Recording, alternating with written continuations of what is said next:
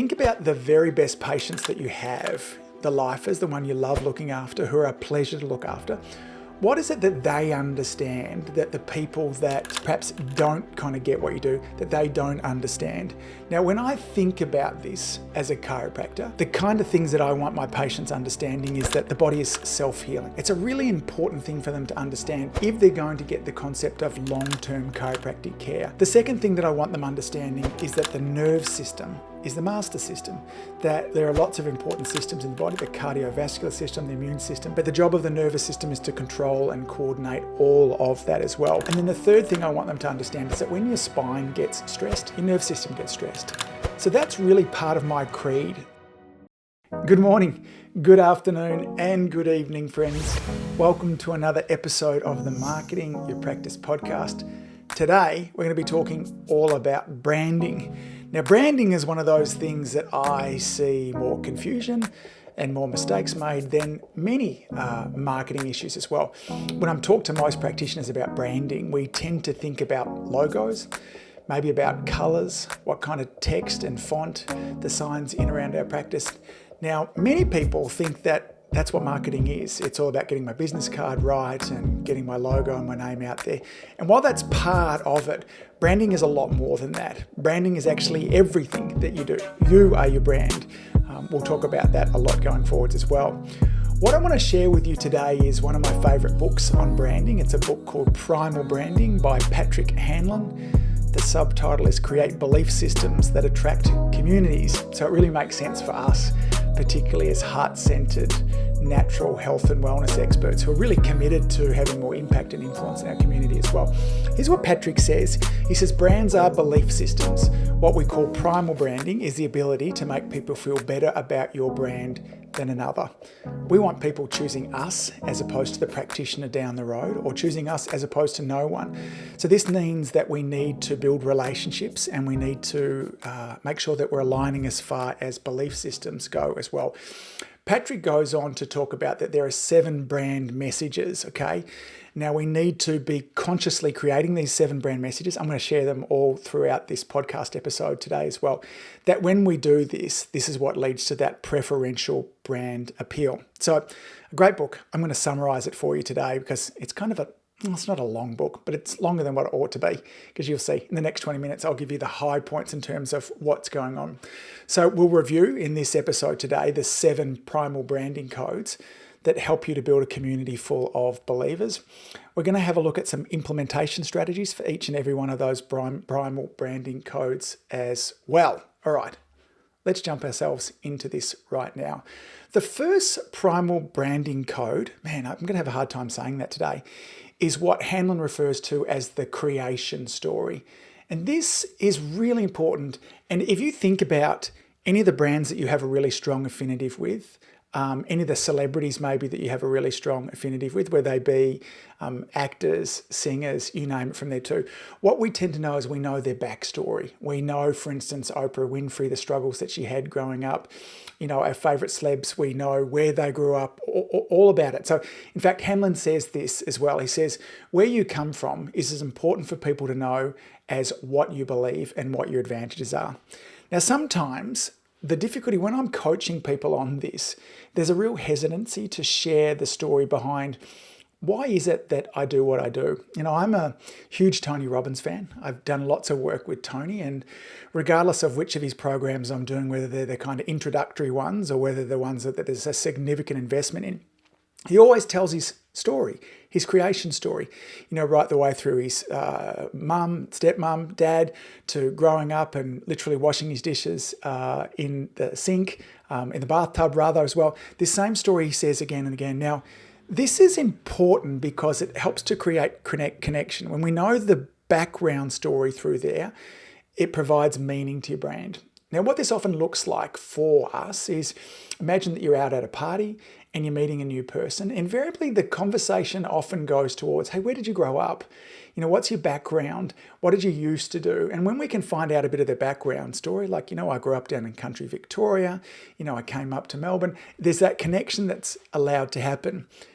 The kind of creation story that we want to be sharing is not just that, but why did you choose to become a chiropractor? a naturopath? Or why did you choose to practice in the town that you're practicing now? If you have listened to some of the earlier stories or episodes that I did with Dennis Yu, he talks about this being an important why story. Like, why do you do what you do? And this is really easy to share, and it could be one of those videos that you share. A couple of episodes ago, I talked about videos that you should be making for each of your patients. The creation story is one of those. Let me tell you why I chose to become a chiropractor and why I'm so damn passionate about it. Let me tell you why you're going to see lots of kids in the practice there as well, and why there's lots of healthy people coming to see me. And then you share your story. This really starts to help us build relationship. This really starts to help us kind of connect with people as well. So in terms of some implementation strategies with regards to this, start sharing who you are. Like, who are you behind just being a chiropractor or a naturopath? Where did you come from? What was your journey to where you are today? And why do you do what you do? And ultimately what you want to have with this is multiple different versions. So there should be a 30-second version, there should be a 2-minute version, and maybe there's a 10 or 20-minute version where you go into a lot more depth. Now, this story might vary depending on who you're talking to as well. If I was talking to a group of parents about why chiropractic might be a good thing for their kids, there might be a different part of my creation story that I might share if I was talking to elite athletes. Now, what I'm not saying here is that you make stuff up, because making stuff up is never cool and you'll get caught out, and that basically sucks. But we are telling a story, so it does give us a little bit of license for us to focus on different areas.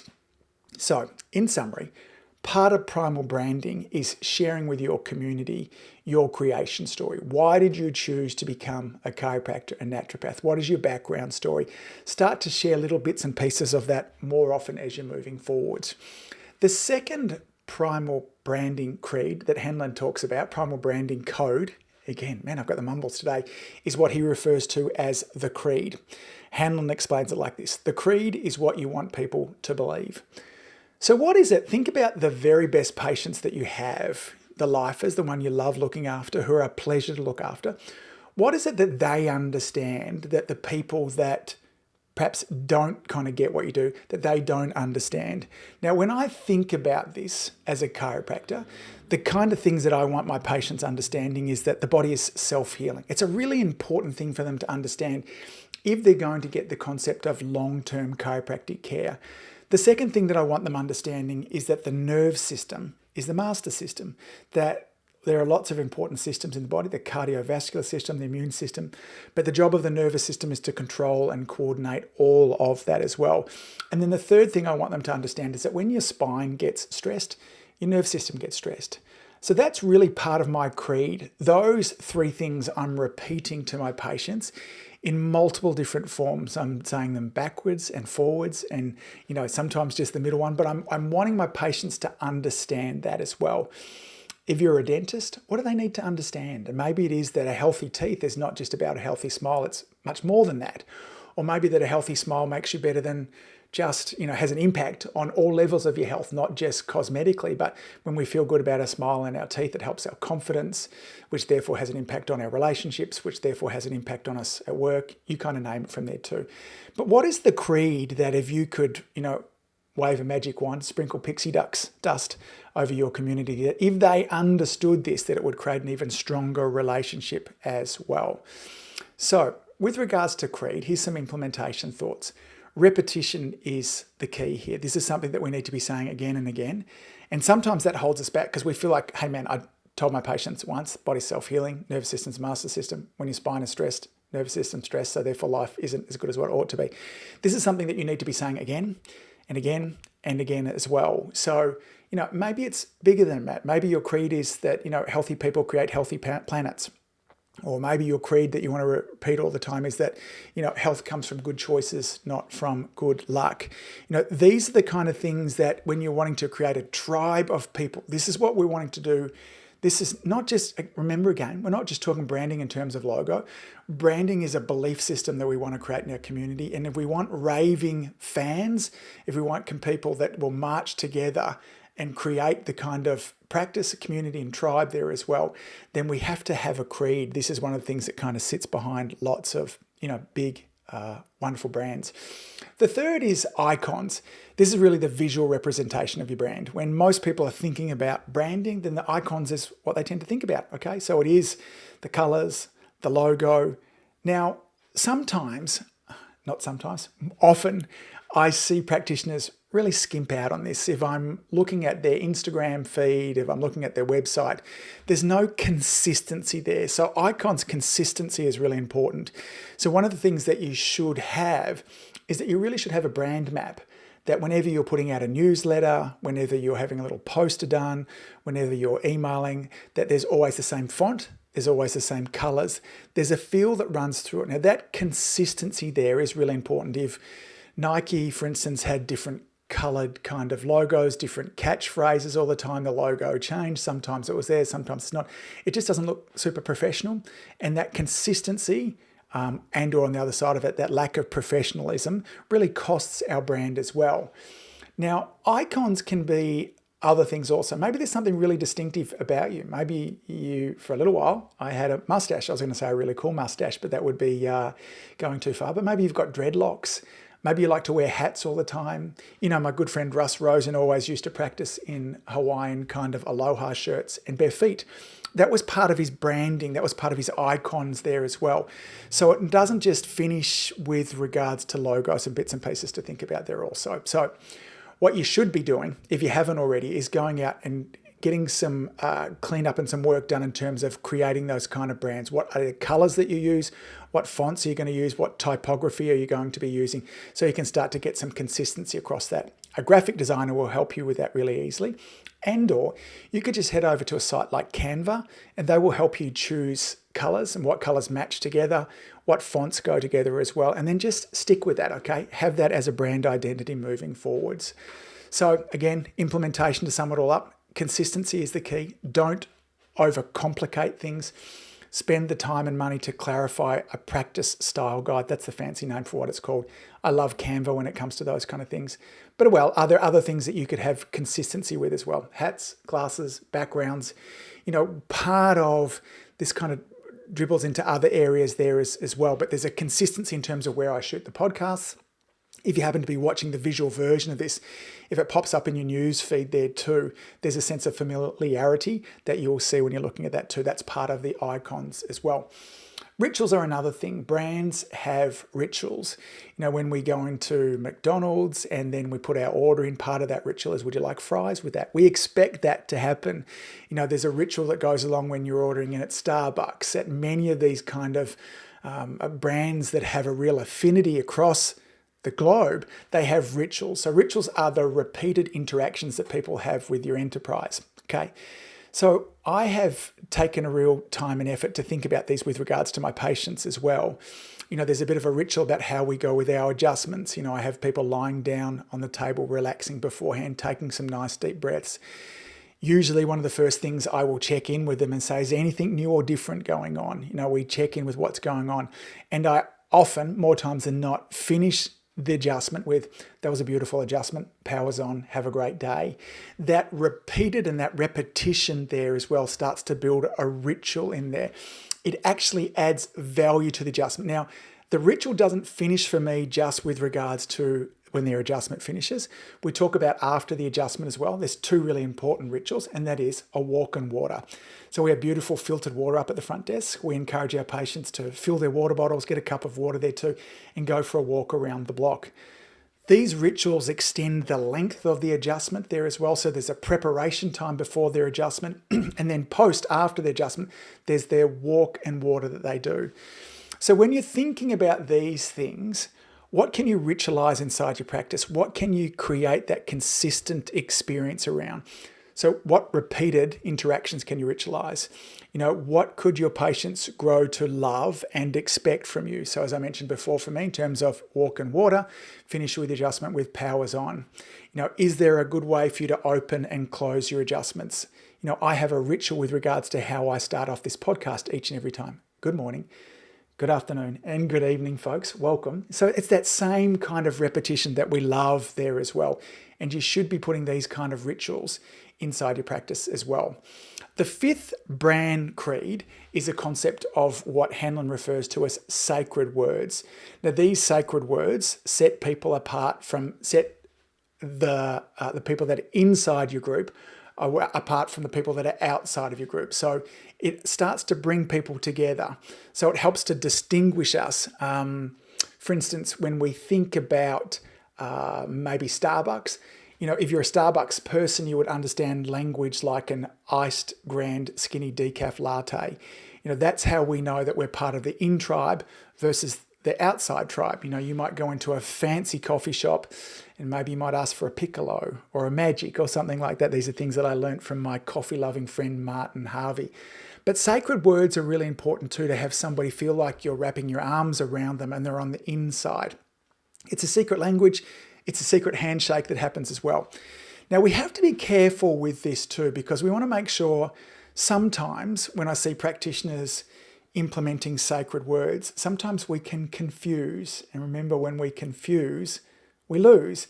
So we implement and we start to instigate words like subluxation, and I think that's a great word for you to have as a part of your language there as well. Adjustment versus manipulation. But sometimes we can get too deep. We're talking about kind of sympathetic stress and we're talking about anterior temporal lobes of the brain, all those kind of things there. But maybe for you, it's just making sure that your audience understands, gluten-free, and they understand essential fatty acids. What are the words that you could have them using and being a part of the inner tribe from there too? This is one in particular that I'm always a little bit hesitancy about, because I am a big fan, as I said before, of when you confuse, you lose. I learned that from Donald Miller in his book, Building a Story Brand as well.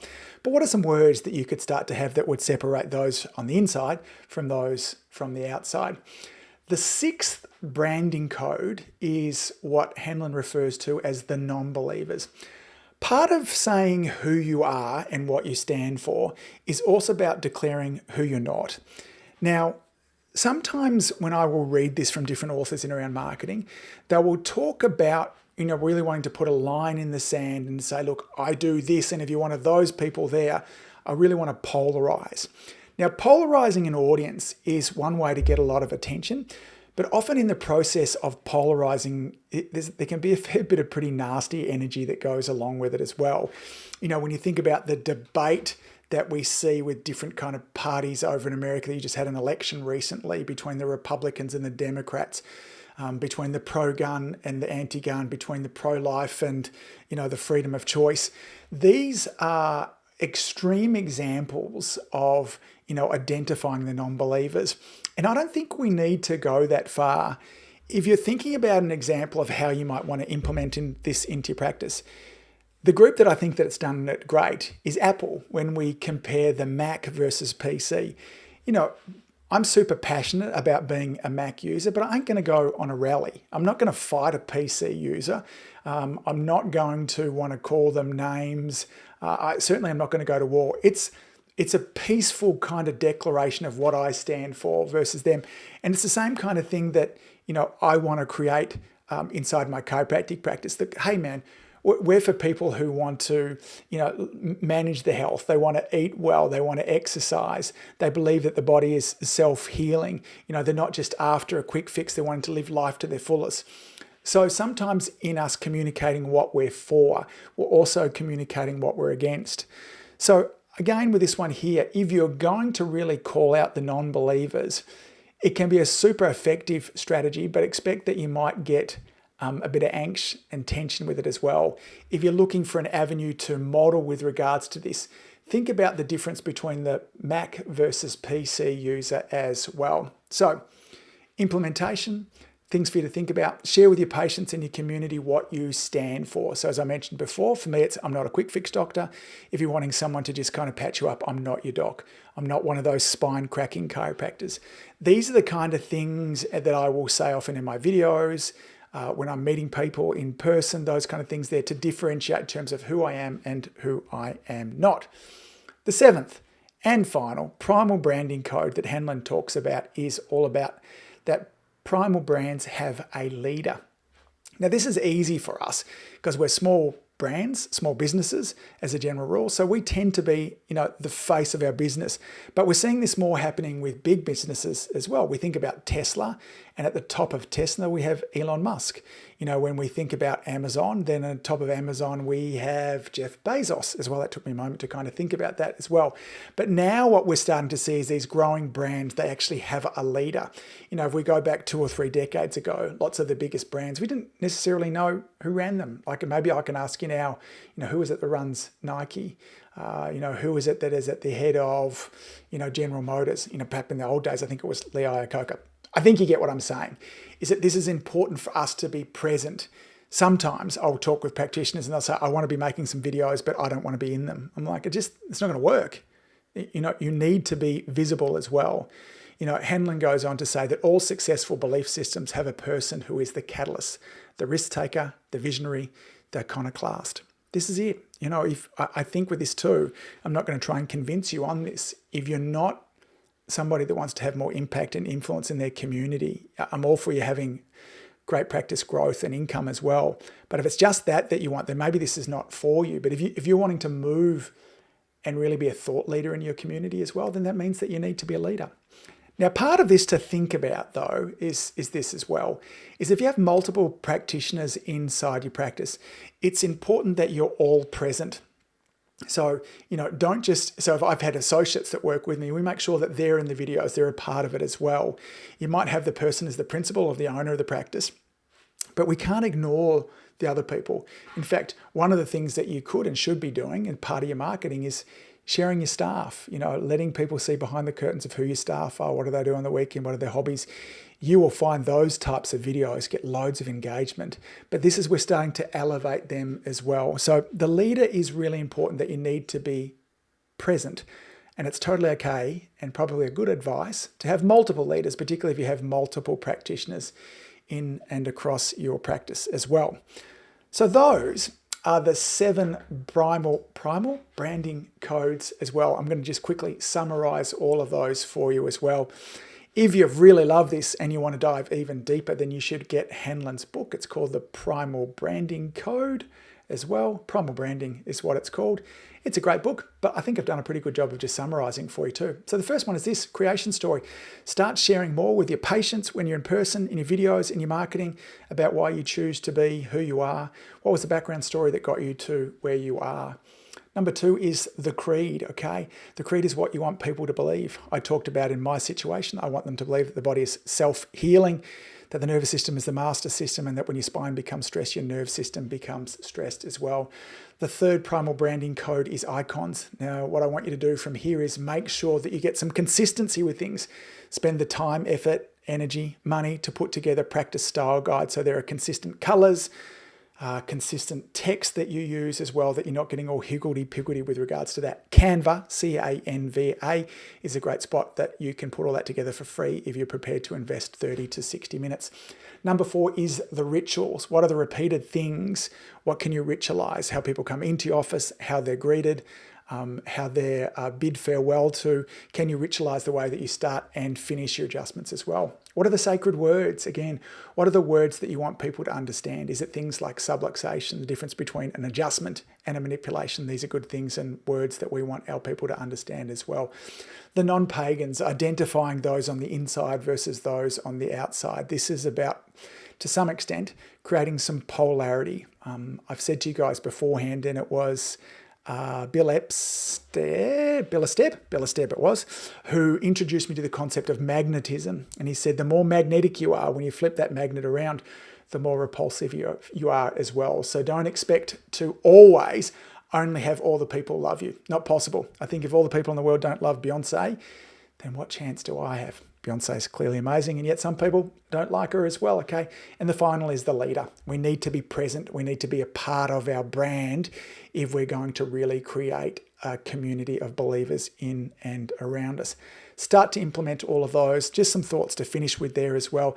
There might be, trying to implement all 7 of those all at once might be overwhelming for you. Where do you start? What's the easiest one for you to begin with? Is it just putting together, your colors and your logo and those kind of things there? Is it telling more stories? Is it showing more often? What can you ritualize as well? Pick one of those or 2 of those to get started with and get to work. Gang, as always, again, today, I'm feeling super lovey here today. I really do love you all. Have a great day. Keep doing what you're doing. Remember, your community needs you. I appreciate that you're out there saving lives each and every day. I think us as natural health practitioners are some of the most undervalued, underappreciated people in our community. It's not easy doing what we do as well. And I appreciate all the effort and energy that you put into that as well. Till next time, see you soon. Bye. If you enjoyed listening to this podcast, you have to come and check out the Community Influencer Program. It's my monthly coaching program where we take all this material and I'll work one-on-one with you to apply, implement, systematize, and help guide you and your practice to the next level. Now you can join me on over at adiomedia.com/join. That's adiomedia.com/join. I'd love to see you in there.